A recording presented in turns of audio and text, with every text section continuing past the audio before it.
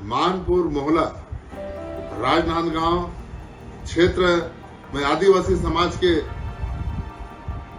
सम्मेलन में सरजू टेकाम बेतुका बयान दे रहे हैं।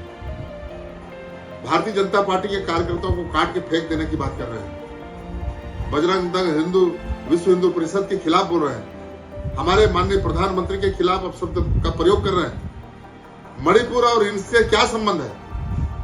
ऐसे सरजू टेकाम के ऊपर तत्काल कार्रवाई होना चाहिए। क्षेत्र में, आदिवासी क्षेत्र में इतना ज्यादा धर्मांतरण हो रहा है। 5वें अनुसूचित क्षेत्र में चर्च बन रहे हैं। हमारे देवी देवता मेला मड़ई खत्म होने की कगार पर है।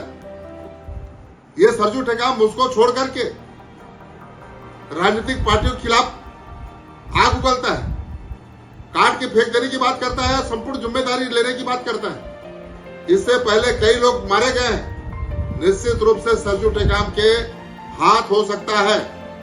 इसलिए मैं पुलिस प्रशासन से निवेदन करना चाहूंगा, शांति भंग के आरोप में, मर्डर केस के आरोप में तत्काल उच्च स्तरीय जांच करके गिरफ्तार करें।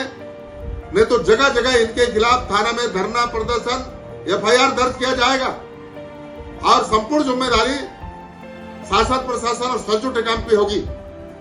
धन्यवाद। जय हिंद, जय भारत, जय छत्तीसगढ़।